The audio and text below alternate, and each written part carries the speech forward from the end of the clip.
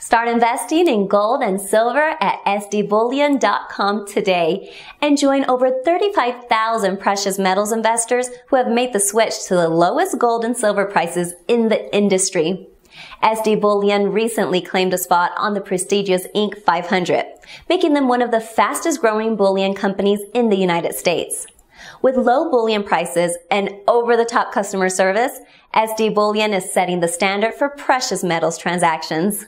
Visit www.sdbullion.com today. Start saving on every precious metals purchase you make.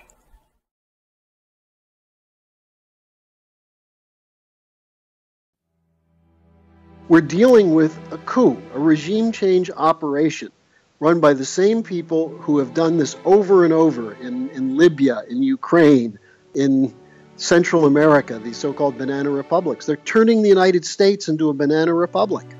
Harley, how are you, sir? Good. I was just going to type to you, I'm here and ready. You're always ready. It's because you're always in the fight, Harley. Well, how else can you do it? You just got to get up in the morning, put your feet on the ground, and gird ourselves with our spiritual armor and hit the ground running. And get moving. That's right. Yeah. Friends, thanks so much for tuning in. I think the interview you're about to hear is one you're going to want to share with your friends, neighbors, and colleagues because it cuts to the core of the problems of the deep state that we now face and that Trump himself personally faces. Of course, with the arrest of Imran Awan, Debbie Wasserman Schultz's IT guy, on July 25th at Dulles International Airport, arrested for bank fraud, is what Stefan Molyneux is calling the single biggest scandal in U.S. government history. And I think he might be right based on what we're about to discover, or what should be discovered if the FBI and authorities do their job. Harley Schlanger's on the line right now to help me break it all down. Harley, how are you? I'm doing fine, Sean. How are you? Well, I'm doing very well, and before we get started about the détente that Trump is merely trying to achieve with Russia to prevent World War III and breaking down all of the deep state nefarious activities, I do want to let everybody know that SGT Report 2.0 is now live. Guys, I'm sorry if you had trouble getting to the site for the past 3 or 4 days. We had nothing but nightmares switching over to a platform that is mobile friendly and loads much, much faster. I think if you give us a chance again, you're going to find that the real news you find at SGT Report 24/7 is news that loads fast and looks great on your mobile device. So thanks so much for tuning in. Harley, where should we begin? You sent me a video that I do want to play some of about Russian hacking exposed as an inside job, which it definitely is. Where would you like to begin? And what are your thoughts about the arrest of Imran Awan at Dulles? Well, I'd like to start with the report that was put out by the Veteran Intelligence Professionals for Sanity, the VIPs. That's Ray McGovern, Bill Binney, who was one of the first cybersecurity guys for the National Security Agency. They did what the FBI has not done and did not do. And this goes back to the Imran case. The FBI never got the Democratic Party's computer. They never did their own investigation. They just put out material that they said proved that this is a Russian coding operation. And what Bill Binney and a group of experts did is they broke it down, and they found out that as they report in this open letter to Donald Trump, what they say is that there were two separate distributions of material from the DNC. The first one was not a hack, but a leak. And they explain it in their report. You can get that from Consortium News, or I'm sure you'll post it. It's also described quite adequately in the LaRouche PAC video that you have. But then what happened is, because this was going to be leaked to WikiLeaks, the Democratic Party, the FBI, the CIA, someone came in and made it look like a hack job. But they made a fundamental mistake. They put it in Russian coding. Now, if the Russians were the ones who hacked, they're sophisticated enough to cover up that they had done it. And so what the VIPs are saying is that this was a leak, not a hack, from an insider in the DNC. And of course, that tends to point toward the infamous or well-known Seth Rich. Then the second point on this is that it means there never was a Russian meddling. It was a CIA operation that goes back to a 2015 operation run from London that was laundered through people like John McCain and various British spooks to John Brennan, who then set up a task force in the United States with the whole crew of Obama deep state people that was designed to create this Russia did it narrative. Now, the important thing to understand on this is that why they did it. They were terrified that their game would be over if Trump got elected and had a free hand to work with Putin and Russia, to work with the Chinese, eventually to work with the Europeans, against terrorism, against the deep state, and against Wall Street and the City of London. Because their system is so severely damaged that they can't keep it together if you have an alternative put in place. They were afraid that Trump was going to do that. And so they intervened with this Russia did it story for the purposes of not just distracting Trump, but they were blackmailing him. That's what Comey did when Comey went in to see him and showed him this sloppy British job that alleged that Trump had been compromised by video taken by Putin at a hotel in Moscow that's been discredited and disproven. But Comey did a J. Edgar Hoover, threatening Trump with that. And when Trump didn't bite and continued to move forward, including his meeting with Putin at the G20 summit, they escalated. Now, the escalation demonstrates what you and I have discussed before about what's the central problem Trump has. Both parties are corrupt. It's not just that there's a deep state. It's not just that there's a corrupt media, controlled media. It's that both parties are run by FBI blackmail and by Bush neocons and Nancy Pelosi liberals. And so you had this vote in the Congress, an overwhelming vote, to undermine what Trump was elected to do, which was to end the permanent wars. So I think if we start there, that's the big story, that we had an election of a president who was voted for because people didn't want Hillary, they didn't want war, they didn't want more bailouts. And since before he took office, there's been a coup underway to minimally stop him from carrying through his agenda, but probably to either impeach him or make him so unpopular that his assassination would come as a relief. Okay, so that's a lot to digest, and I'm familiar with all of that information, so I guess there's no need to play this Russian hacking exposed as inside job video that you guys produced over at LaRouche, because you've just summarized it beautifully. But let me ask you this now. As it relates to the January 6th government memo that was released about supposedly Putin trying to hack or influence the U.S. election. Of course, the election was in November. They hurriedly produced this ridiculous document on January 6th, and the mainstream media has run with this meme, this narrative, ever since, that the Russians hacked the elections and 16 intelligence agencies agree that that's what happened. That's a complete lie. It's a complete fabrication, correct? It's not 16 intelligence agencies. It's the essence of fake news. They made it all up. You had three people, Comey, Clapper, who is the director of national intelligence, and Brennan, working with top layer of British intelligence, the GCHQ, the so-called Five Eyes, who, if there was collusion or corruption, they would have ample evidence of it because they see everything that goes on. They see all the emails. They're eavesdropping on everything. They have nothing. They never had anything. But they use anonymous leaks and lies and then this fake Russian hacking story.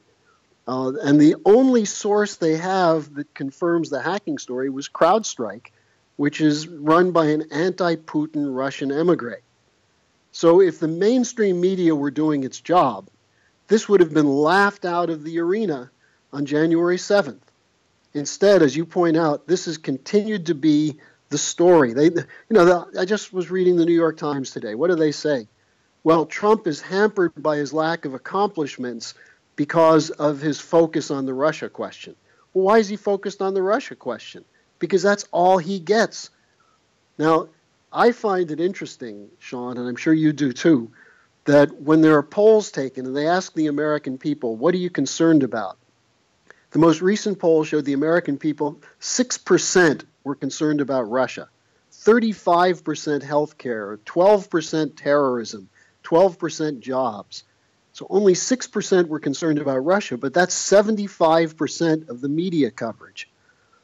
So we're dealing with a coup, a regime change operation run by the same people who have done this over and over in Libya, in Ukraine, in Central America, these so-called banana republics. They're turning the United States into a banana republic. Yeah. Well, they're certainly trying. And standing in opposition to that is Trump. And, you know, as should be noted, I think he just pulled the plug on funding the rebels in Syria. So that's a big story we can talk about, too. But let me just say this. Let's back up and let's talk about the arrest of Imran Awan at Dulles. Now, on July 24th, the FBI seized smashed hard drives from Imran Awan's home. And that's a big deal because he was Debbie Wasserman Schultz's IT guy on the payroll, making well above market rates for his job, and his brother too, for years is my understanding. And he was on her payroll right up until the day after he was arrested at Dulles. So Debbie Wasserman Schultz... It's even worse than that. She continued to keep him on staff after 30 other congressional offices fired him. And she continued to defend him up to the point he was picked up at Dulles Airport. Okay, and you'll recall the video of her threatening the D.C. police chief about getting one of her laptops back, telling him that if she didn't get it, there will be consequences. Well, I think there's extenuating circumstances in this case, and I think that, you know, working through my counsel and you know, the necessary personnel, if that in fact is the case, and with the permission of through the investigation, then we'll return the equipment. But until that's accomplished, I can't return the equipment. I think you're violating the rules when you conduct your business that way, and should expect that there would be consequences. I yield back. This is a woman who's absolutely off the rails. She's obviously corrupt to the core. She was fired as the head of the DNC, or she had to resign because of her corruption. And she's in this stuff knee deep, as is Podesta, as is Hillary Clinton. So let's just talk about the importance of these seized, smashed hard drives from Imran Awan's home. Should Debbie Wasserman Schultz be freaking out? Is the FBI going to do its job? Because you'll recall that when the DNC said, hey, we were hacked, the election is fraudulent because the DNC servers were hacked, and the WikiLeaks emails that came out, that's because of Russian hacking. We know that's all a lie. We think it was Seth Rich. Kim.com says it was Seth Rich. Julian Assange has suggested it's Seth Rich, and now Seth Rich is dead. And Stephen Wasserman, the brother of Debbie Wasserman Schultz, is set to oversee the Awan family investigation. This, according to Squawker. Now, if that doesn't make your toes curl, I don't know what will. It's worse than a banana republic. Now, but the important thing on this question of these computers and hard drives and so on is this is why Trump has been going after Sessions. Because Sessions not just recused himself on the flimsiest of grounds, but he's dragging his feet on investigating the crooked Hillary networks. He's dragging his feet on looking into the role of companies such as Fusion GPS, which has British intelligence written all over it that provided the initial document through Christopher Steele's work, the ex-MI6 guy. He's not doing anything to bring that to the Congress. He's not, as far as we know, he was dragging his feet on investigating who was leaking inside the Trump administration. And so we had this little momentary insight into that with Scaramucci when he came in and fired the whole Priebus crowd. Because if you remember, Priebus was the head of the Republican National Committee that was devastated by Trump's triumph, winning the nomination. And for Trump to bring in Priebus under the idea that he would help Trump win the general election was a big mistake. And we see that also, by the way, if Priebus were so useful, why couldn't he get the Republicans to do a better job on the repeal of Obamacare? Why couldn't he work with Trump to stop the sanctions bill, which is undermining the victory over terrorism in Syria and Iraq? So what we're dealing with in the Imran case is a singular example that intersects all the corruption. The DNC website, Wasserman Schultz's role, what was in the DNC emails. I mean, you hardly ever hear this spoken of, but you're worried about disrupting or meddling in an election? What about what the DNC did against Bernie Sanders and what they tried to do against Trump with this dossier they compiled, and then with the whole Russia story? Yeah, can I jump in and ask you something, though? Here's sure. You just hit on something really important. What did they know? How did they meddle in the election? The DNC, you just mentioned something important that I want to circle back to, the DNC lawsuit, because of what was done to Bernie Sanders. Now, we have two attorneys down in the Florida area, Jared Beck and I believe it's Elizabeth Lee Beck, who fear for their lives because their witnesses keep dropping dead. Branton Wisnot Jr., a federal prosecutor in Debbie Wasserman Schultz's own district, was found dead on a Florida beach with a headshot, we believe, to the back of his head. And these folks, Jared and Elizabeth Lee Beck, have tried to appeal to the court to provide protection, U.S. Marshals protection for themselves and their witnesses and their staff, because they've received threats. One of the threats was a voice-morphed call that was fishing for information about the case, and the caller ID linked directly back to Debbie Wasserman Schultz's phone, her congressional office. On the record, fact, they have a screenshot of it. And you don't hear this talked about on CNN. You don't even hear it talked about. I think probably maybe Hannity would cover it on Fox. But otherwise, in the mainstream media, you don't hear any of this talked about, Harley. No, you don't, and there's a reason for it, because the whole case is so flimsy. And this is something, let me just tell you what Lyndon LaRouche said needs to be done, because this whole thing can be broken open. If Trump were to hold a press conference and release the VIP's report, the report which shows that the hacking was probably done, or there was a leaking, and then the hacking was probably done by the CIA or an agency, a private agency under the CIA's direction.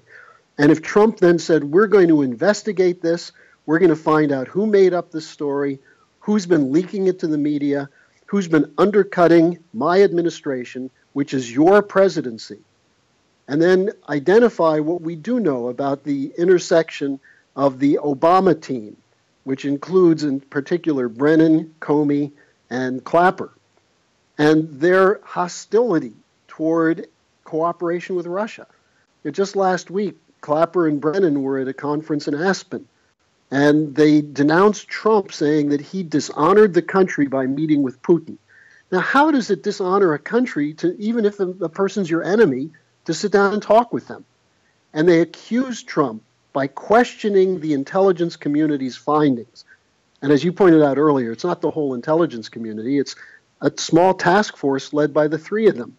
They said that by questioning that, Trump is demoralizing our patriotic men and women in the CIA and holding them back from doing their jobs. Like what? Assassinating Assad, assassinating Putin, carrying out more regime change? The CIA should be demoralized because they've just been caught in illegal, unconstitutional activity. They meddled. The British meddled in the U.S. election, not the Russians. Well, that's absolutely right. Now let me ask you about Mueller.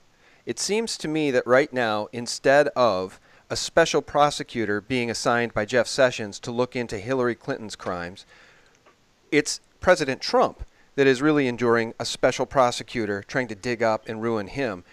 And that comes in the form of Robert Mueller. So tell me about that. How off the constitutional rule of law is this whole Mueller witch hunt, number one? And number two, do you think Trump is right by tweeting out essentially accusing Sessions of being soft on Clinton? Oh, he is right about it. I mean, Sessions should be bringing these leakers out. Sessions should be looking at the who it was that actually was involved in hacking and leaking. So that's one important point about it. But when you bring up Mueller, you want to talk about a conflict of interest or collusion? Mueller is very close to Comey. How do you bring in the previous FBI head to investigate the firing of the current FBI head? You look at Mueller's career. It's Wall Street. It's the Bush networks. Mueller, and this is just an interesting point, in 1988, he got one of his big breaks. It was to head the Get LaRouche task force that was set up by George Herbert Walker Bush to try and eliminate Lyndon LaRouche as a figure in American politics. I didn't know that, but it makes perfect sense. He was also in charge on September 11th, 2001, and we know how well the FBI investigated that false flag. Well, he covered up every aspect of what happened on 9/11, whether you want to talk about inside job, what the Bush family knew, what Cheney knew, the Saudi role. But he also worked hand in hand with the NSA in putting together the police state, the whole metadata collection and so on. So, and the media calls him a straight shooter. They give Clapper a pass. Clapper admitted that he lied in congressional testimony on what the NSA was doing. So you have a through the looking glass world. I mean, it's almost impossible to imagine how bizarre this is if you actually had real investigation and real intelligence being put out on the news. That's where Sessions comes in. He has a mandate as Attorney General to find out what's going on. He's not doing it. Now, let me just bring in one other element that I think is really interesting, which is the whole line that Putin's corrupt, Putin's a killer, you can't trust the Russians. One of the most important people in making this case is a man named Bill Browder. You know who he is, Sean? You know him? No, I'm not familiar with him. He's the one who just testified the other day. Browder was a partner of something called Hermitage Capital, which was sent into Russia in 1995 to carry out the privatizations. He became a billionaire in his role in doing this. He was one of the people who was laundering money out of Russia, working with the Boston Consulting Group, the Harvard Group, and others, that Putin came in to stop. Now, two really interesting things about this guy Browder. His grandfather was Earl Browder, who was the general secretary of the Communist Party in the United States from the 1930s through the end of World War II. That's how he got his entree into Russia. Secondly, his partner was none other than the drug money, dope money, gun-running launderer, Edmund Safra of Safra Bank, who put up the money to set up Browder. Browder renounced his U.S. citizenship and became a British citizen. And now he's being brought in as an expert witness on Putin's corruption. So, and he, by the way, is the one that was involved in getting this Magnitsky law passed, which is at the heart of this whole Donald Trump Jr. story. And that's another whole diversion that I think we can just ignore, except that it's the same dirty networks of drug money laundering, Hong Kong Shanghai Bank, Edmund Safra, who is an international criminal who was fleeing for his life the last 10 years of his existence. And they're investigating money laundering for Trump when these guys were the ones who robbed Russia blind and Putin stopped it. I just think the whole thing is so bizarre that if people knew the real story, they would just stand up and say, we've got to defend the president. He may be a little strange in certain ways, he does things, but he's fighting for us. He's trying to stop the wars. He's prepared to move against Wall Street if we go out and give him the support. And one of the things I'm hoping is that your listeners will get this VIPS report, the VIPS report, and watch the video. I'm sure you'll post it eventually on your site, the LaRouche video, that explains who did the hacking and explains the crime that was committed by the CIA so that we can make this a household knowledge. Yeah, you bet. In fact, what I'm going to do, Harley, is I will play that 4.5-minute video at the conclusion of this interview. So you guys stay tuned. That'll be the snippet that you're going to want. I would say share this entire interview with everybody that you care about. Anybody that you know that cares about the Constitution and the rule of law, this is the interview you should share. Now, you said something very important early on in this last snippet you just shared with us. You said the mainstream narrative is essentially that Putin's a killer. Let's just talk about that for a second, because I find it very interesting that according to the WikiLeaks Podesta emails, an email sent and received by Podesta, John Podesta, on February 9th at 4:36 p.m., February 9th, made mention of wet works and a very hard night ahead. Just 4 days later, on February 13th, in Shafter, Texas, Supreme Court Justice Vincent Scalia was dead. No investigation, no autopsy, just dead. So let's talk about this Putin's a killer meme. Let's see if we find any circumstantial evidence that might suggest that the real killers are domestic in nature and possibly associated with the DNC. Well, let's take an interesting point on that. If they're so convinced Putin's a killer, why were they doing so much business with him? What about Hillary's deal on the uranium? What about Podesta's deals with Russia? What about Bill Clinton speaking and getting speaking fees and money from the Russians? Well, that's right. You know, all of a sudden, they discover Putin's a killer?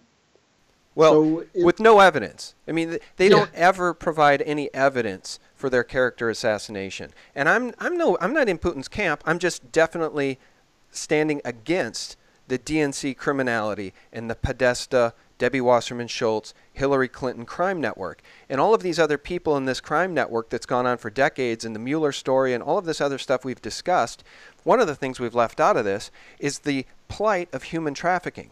Child sex trafficking is real. Pedogate is real. We've proved it. It's not even beyond a shadow of a doubt. It's just a fact, right? And we know that Steve Scalise, Representative Steve Scalise, was going to do, was shot. There's an assassination attempt made on Representative Steve Scalise's life. He was targeted by an assassin, in my opinion. And it was Scalise who made a PSA talking about the plight and the plague of human trafficking in the United States, and that it needs to be exposed and brought to an end. One of America's greatest values is our strong belief in the inherent worth of every human life. Human trafficking is a direct assault on this core value, and it affects millions of victims throughout the world.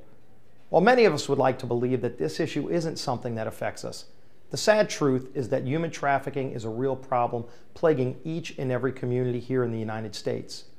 Enough is enough.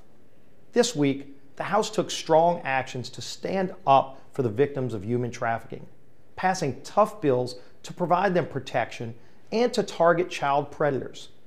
Let's work together to get these bills signed into law. And they tried to kill him. So that's another evidence of domestic killers here in our midst. Another one is John O'Shea, the former UN diplomat, who was said to have died in a weightlifting accident in June 2016 when he dropped a barbell on his neck and crushed his thorax. All right, who else do we have? Mike Flynn, the Breitbart editor who died June 23, 2016. The next day, his article, Clinton Cash, Bill and Hillary Created Their Own Chinese Foundation in 2014, was published. We've got, trying to see my notes here, we have Seth Rich, of course, and Sean Lucas, the process server, right? Well, Sean? how about this? How about I just read a report, 127 people are dying every day from opioid addiction. Where does that come in? I mean, the big pharma, the government policy, the so-called war on drugs, the lies about the strong economy, the fact that there are so many forgotten men and women who are desperate, who can't afford housing, can't afford anything, and turn to drugs as a relief. These are deaths that should be on the hands of these globalists. And then I think this is a really important point, Sean, when you talk about the question of who's the killers. The fact that for a number of years, and this is a fact, that Obama had a policy of arming terrorists in Syria as part of the regime change against Assad.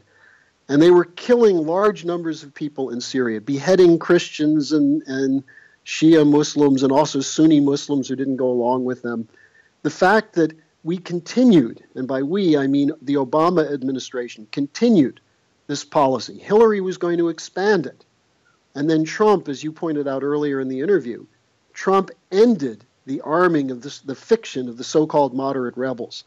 And the very time he ended that, the Congress votes up these sanctions to try to scuttle the possibility of U.S.-Russian cooperation right at the point that ISIS and al-Qaeda are on the run. So this network is guilty of mass murder and has been for years. The regime change wars. Look how many Americans have died in this. Look how many people have been victims of terror. And the terrorists go back to Bush and Obama. So, to hear lectures about Putin, is the worst form of hypocrisy. And the fact that Putin and Trump had a discussion at the final dinner of the G20 to try and make that into a surreptitious, hidden, secret meeting when it was in front of all the heads of state. I mean, this is where you see the complete corruption of a media in cooperation with the CIA, the FBI, the deep state operations, the Wall Street bankers, and so on, trying to shut down the story. Now, the final piece here, which I think we just have to, you may have something else you want to bring in, but I just want to bring up the case of Scaramucci. Because whatever else this was all about, he went in and basically said, if you're leaking, you're going to be caught. And they got rid of Priebus. And then, in a sense, Scaramucci fell on his sword. But he did his job. He opened the story that Trump is serious about ending this. And we'll see what Kelly does. I don't know what General Kelly will do. But Trump is now making the point in his private discussions that he doesn't trust the Democrats or the Republicans, but he trusts the people. And I think what he did last week when he went to Youngstown, Ohio, is what he should be doing every week. Go out and talk to the Americans who are the victims of the Bush administration and the Obama administration. Go out and say to them, here's what I'm going to do to work with you to put an end to this deep state. And if he were to do that, he would rally a bigger majority or a larger number of people than he did in the 2016 election. Yep.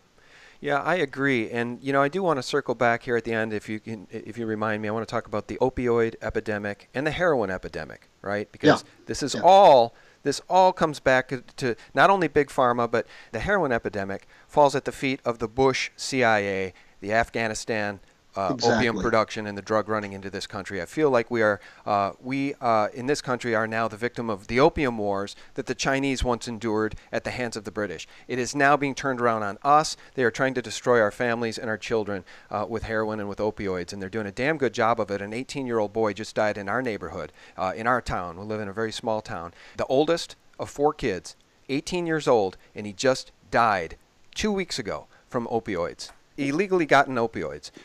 So I'm mad as hell about it. We can talk about that if you want, or maybe we just did. But just add one quick point to that.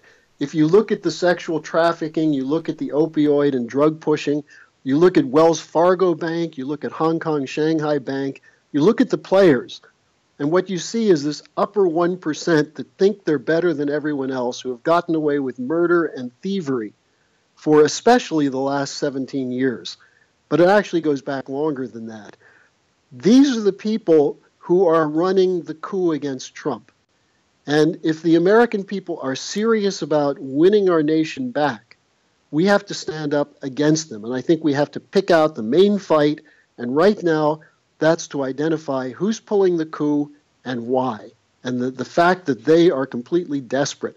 One just footnote on that. Today, the European Union just ruled or just put forward that they're going to put a new rule out that will allow them to shut down the ability to withdraw funds from an account for between 10 and 30 days in the case of a systemic crisis. Oh, wow.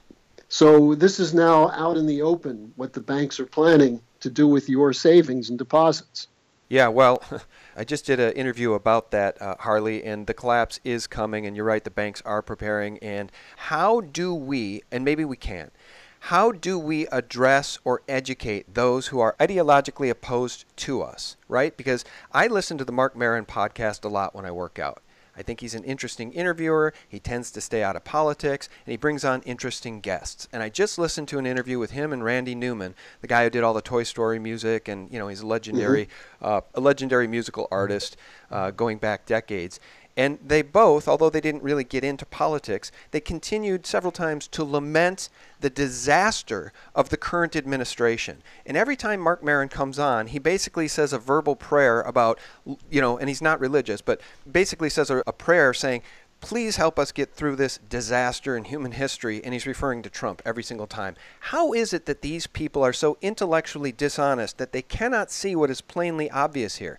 That the DNC, that Clinton, that Podesta, that Debbie Wasserman Schultz, and the powers that be, and the powers that wanted to continue to be, are corrupt to the core. It just astounds me. Are these people intellectually dishonest, or are they just stupid?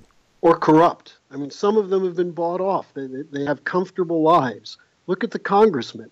They have comfortable lives. On the one hand, they'll get money from lobbyists. They'll get retirement funds. They have their life taken care of them after they're done. On the other hand, the FBI has files on all of them. So if you want to avoid discomfort, go along. And you may seem to be stupid. Some of them are stupid. But I think there's a corruption and there's a police state terror that's targeting top people in this country who might otherwise do something else. But you see people like Ron Paul. I have been very interested in watching him defend the Trump administration, even though he's not a great fan of Trump, against this coup. You look at someone like Paul Craig Roberts or David Stockman, people who I don't necessarily agree with on economics, but they're identifying that there's an enemy operation in our country. What we have to do is the people who are corrupt and immoral and won't listen, we can't do anything about them until we have a majority.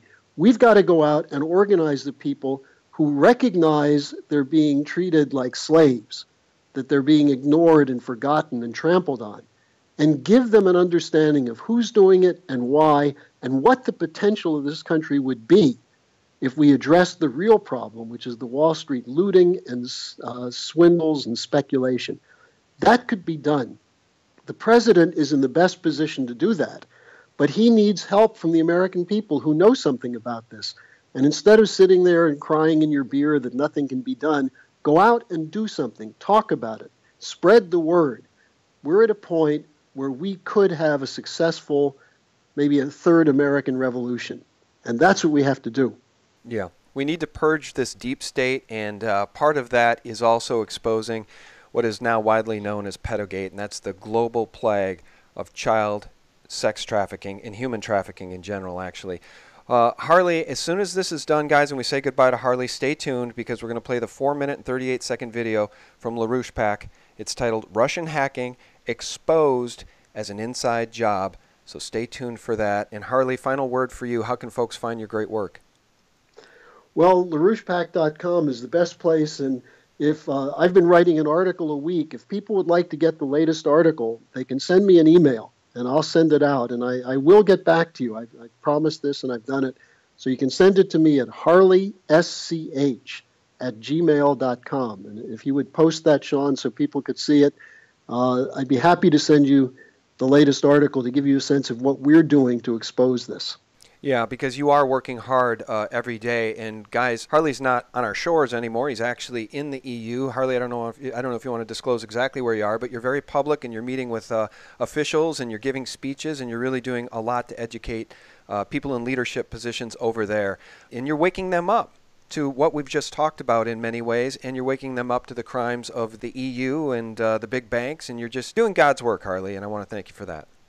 Well, and you know, with drones, they can always find where I am. So my only security is for people to read it and talk about it, because that's really the only way you can protect yourself, is to wage an active war against the deep state. And guys, I do want to leave everybody with this final sad note. A good friend to SGT Report, Catherine Frisk, has passed away, and it was our friend Mark Anthony Taylor who has filed numerous lawsuits against the big international banks that have colluded to fix the gold and silver prices. He's naming names.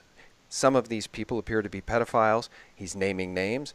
He's put his life at considerable risk, and it was our friend Catherine Frisk. Her real name was Gail. She ran the site theinternationalreporter.org, and she was a friend of mine personally. I'd corresponded with her by email many, many times, and we had planned to do our first interview here in mid-August.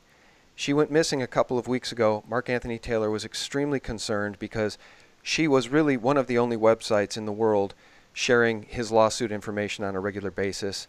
We at SGT Report posted some of it, but she really posted as much as she could. She went missing 2 weeks ago, and she's turned up dead. The cause of death is said to be heart failure. There is apparently, we think, more to the story. Mark Anthony Taylor is looking into that, as is our friend Really Graceful on YouTube. She also is looking into it. There appear to be some anomalies, but my heart goes out to Catherine Frisk. May she rest in peace. She was a very, very good woman, and we'll miss her. So, with that said, Harley, again, thank you so much, and do stay safe. I will. My pleasure, son. Talk to you soon. All right. And guys, thank you so much for tuning in. Now, without further ado, here's the LaRouche PAC video, Russian Hacking Exposed as an Inside Job. God bless. Yesterday, a group of former U.S. intelligence professionals who call themselves the Veteran Intelligence Professionals for Sanity, they released a memo demolishing the claim that Vladimir Putin and the Russians hacked the U.S. election to put Donald Trump in office.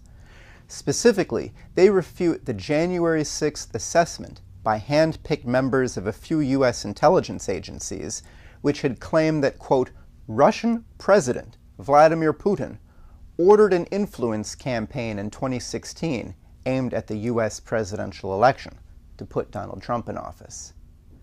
According to that January 6th government memo, in addition to unleashing a supposedly fearsome army of internet trolls as well as launching Russian propaganda through the stealthily named TV station Russia Today, the government document claimed that Russian military intelligence used a hacker known as Guccifer 2.0 to hack the DNC and release material to WikiLeaks. This material went on to prove embarrassing for the Clinton campaign and revealed that the Democratic National Committee had undercut Clinton rival Bernie Sanders in the primaries. WikiLeaks maintained that the material they published was a leak, not a hack, and that it did not come from Russia. At the time, the Veteran Intelligence Professionals for Sanity insisted that all evidence pointed towards the material being a leak, rather than a hack. Now, shortly after WikiLeaks announced that it had this DNC material last June, this new internet persona, Guccifer 2.0, appeared on the scene, claiming that he hacked the DNC and then scooped WikiLeaks by releasing several DNC documents. The metadata on some of these documents included a last modified user named Felix Edmundovich, written in Cyrillic, named after Felix Edmundovich Dzerzhinsky, the first head of the Soviet secret police. Whoops. Then, clumsy interviews by Guccifer 2.0, who claimed to be Romanian, revealed that he was not actually familiar with that language and was perhaps hiding his true identity. Were presented as evidence that it was Russian involvement, that Guccifer 2.0 was a Russian hack aimed at influencing the U.S. election. Now, the VIPS memo, which came out yesterday, and which cites research by the Forensicator and by Adam Carter, offers forceful forensic evidence pointing to the deliberate planting of Russian metadata and the source of the files coming from Guccifer 2.0 being direct local access to the DNC network, not a remote computer hack.